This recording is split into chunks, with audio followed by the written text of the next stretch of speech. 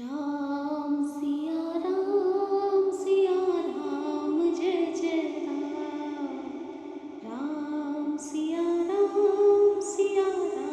जय जय राम।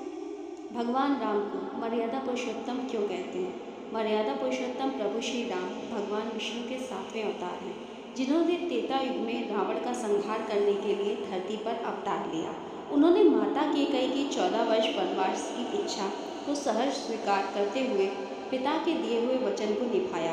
उन्होंने रघुकुल रीत सदा चली आई, प्राण जाए पर वचन न जाए का पालन किया। राम को मर्यादा पुरुषोत्तम इसलिए कहा जाता है क्योंकि इन्होंने कभी भी जीवन में मर्यादा का उल्लंघन नहीं किया।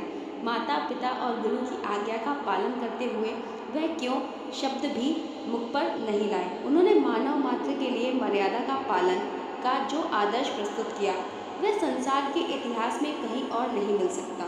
उन्होंने अपना पहला आदर्श आज्ञाकारी पुत्र के रूप में प्रस्तुत किया। उनके पिता राजा दशरथ अपनी रानी कैकेयी से वचनबद्ध थे। रानी कैकेयी ने ठीक उस समय जब राम का राज्य अभिषेक होने वाला था, राम को वनवास और अपने पुत्र भरत के लिए राजतिलक की मांग कर दी। राजा दशरथ नहीं चाहते थे, परंतु अपने पिता का वचन का पालन करने के लिए राम ने एक पल में ही राजपाट को त्याग दिया और वनवासी बनकर वनों को चले गए। पूरे 14 वर्ष उन्होंने वन में बिताए।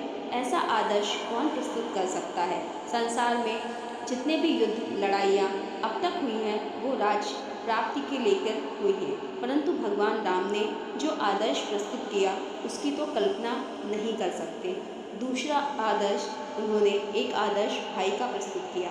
यद्यपि भरत की माता कैकेयी ने उन्हें राजपाट के बदले में वनवास दिलाया था, परंतु श्री राम ने ना ही कभी भरत से ईर्ष्या की और ना ही द्वेष। वह निरंतर भरत के प्रति अपना प्रेम प्रदर्शित करते रहे और उसे राजकाज संभालने की प्रेरणा देते रहे। उन्होंने कभी उसे अपना प्रतिद्वंदी नहीं समझा। मर्यादा पुरुषोत्तम राम के द्वारा स्थापित आदर्श भातृ प्रेम के आदर्श को अपनाकर हम उनसे प्रेरणा ले सकते हैं। तीसरा आदर्श, उन्होंने आदर्श पति का प्रस्तुत किया। वह 14 वर्ष वनों में वनवासी होकर रहे और वनों में रहने वाले ऋषियों मुनियों की सेवा का व्रत लिया। जो राक्षस ऋषियों के यज्ञ में विघ्न डालते थे, उन राक्षसों का उन्होंने संहार किया। इस काल में उन्होंने गृहस्थ की चिंता नहीं की, अपितु अपनी संपूर्ण शक्ति को राक्षसों का संहार करने के लिए लगाया। जब रावण उनकी धर्मपत्नी सीता जी का अपहरण करने का दुस्साहस किया तो भगवान श्री राम ने इस दुष्कृत्य के लिए रावण का सर्वनाश कर दिया। यदि यह वीडियो आपको पसंद आया हो तो वीडियो लाइक, शेयर और कमेंट करें और ऐसे वीडियो और देखने के लिए हमारे चैनल को सब्सक्राइब करें। धन्यवाद।